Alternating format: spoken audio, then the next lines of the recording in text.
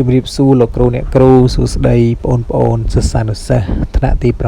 6ថ្ងៃនេះលោកគ្រូមកបន្តការស្ដាប់មួយទៀតហើយដែលជាការស្ដាប់ចុងក្រោយគេនៅក្នុងសៀវភៅភាសាខ្មែរថ្នាក់ទី6ទំព័រទី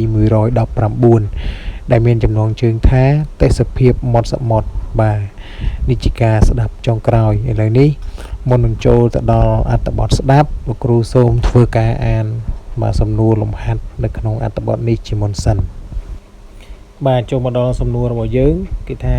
ក្រោយពីបានស្ដាប់ការរៀបរាប់ពីទេសភាពមាត់សមុទ្រចូលអ្នកឆ្លើយនឹងសំណួរខាងក្រោមបាទសំណួរនេះគឺជាលក្ខណៈជ្រើសរើសចម្លើយបាទទី1គេសួរថាតើមានអ្វីក្របពីលើផ្ទៃសមុទ្រនៅពេលព្រលឹមស្រាងបាទមានស្បៃស្ដើងពពុះទឹកហើយនិងអាប់ស្ដើងទី2តើទឹកសមុទ្រមានពណ៌អ្វីនៅពេលយប់បាទចម្លើយជ្រើសរើសគឺមានពណ៌ខ្មៅពណ៌ខៀវហើយនិងពណ៌ក្រហមបាទអញ្ចឹងដើម្បីយើងអាចជ្រើសរើសចម្លើយដែលត្រឹមត្រូវយើងត្រូវទៅស្ដាប់អត្ថបទជាមុនសិនបាទឥឡូវនេះយើងចូលទៅដល់អត្ថបទស្ដាប់ទាំងអស់គ្នាអត្ថបទស្ដាប់អូឈើទាលជាតំបន់ឆ្នេរមួយដែលមានទេសភាពធម្មជាតិស្រស់បំព្រងគួរឲ្យចាប់អារម្មណ៍ក្រៃលែង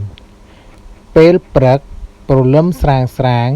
គេតែងមើលឃើញអាប់ស្ដើងអណ្ដែតត្រសែតលើផ្ទៃសមុទ្រហាក់ដូចជាគម្របមួយផ្ទាំងដែលរងចាំបាំងបិទទម្រាំព្រះអាទិត្យរះបំភ្លឺទ្វីបលោកអូឈើទាលមានឆ្នេរខ្សាច់សស្អាតវែងអន្លាយនិងមានដើមឈើជាច្រើនដុះអែបមាត់ឆ្នេរមើលទៅជាជួរគួរឲ្យចាប់ចិត្តនៅទីនោះមានតូបអាជីវករជាច្រើនសម្រាប់ទទួលភ្ញៀវទេសចរដោយការជួលអង្គុយលេងឬសម្រាកកាយនៅពេលដែលពួកគេបានមកដល់ទីកន្លែងនេះភ្ញៀវទេសចរជាតិនិងអន្តរជាតិដែលបានធ្វើដំណើរកម្សាន្តទៅកាន់កោះនានាដែលភាគច្រើនគឺជាជនជាតិបរទេសភ្ញៀវទេសចរមួយចំនួនចូលចិត្តលេងទឹកជួលពងឬជួលទូកលឿនជិះកម្សាន្តយ៉ាងរីករាយភ្ញៀវអាចជ្រើសរើសម្ហូបអាហារច្រើនមុខដែលជាប្រភេទអាហារសមុទ្រមឹកបង្គាក្តាមហើយអាចបរិភោគក្រោមបរិយាកាសដួងច័ន្ទភ្លឺចាំងឆ្លុះលើផ្ទៃសមុទ្រប្រកបទៅដោយពណ៌ខៀវស្រងាត់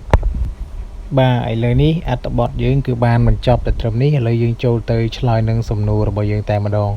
បាទអញ្ចឹងចម្លើយរបស់យើងទី1បាទមានអ្វីក្របពីលើផ្ទៃសមុទ្រនៅពេលព្រលឹមស្រាងនោះគឺអាប់ស្ដើងបាទហើយទី2ដល់នៅពេលយប់ទឹកសមុទ្រគឺមានពណ៌ខៀវបាទអញ្ចឹងយើងការស្ដាប់របស់យើងគឺបានបញ្ចប់ទៅត្រឹមនេះហើយសូមអរគុណលោកគ្រូអ្នកគ្រូក៏ដូចជាបងប្អូនសិស្សានុសិស្សទាំងអស់គ្នាដែលបានយកចិត្តទុកដាក់ស្ដាប់អញ្ចឹងដើម្បីទទួលបាននៅវីដេអូ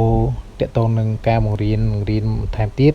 សូមលោកគ្រូអ្នកគ្រូបងប្អូនជួយចុច Subscribe Channel YouTube របស់លោកគ្រូទាំងអស់គ្នាសូមអរគុណសូមជម្រាបលា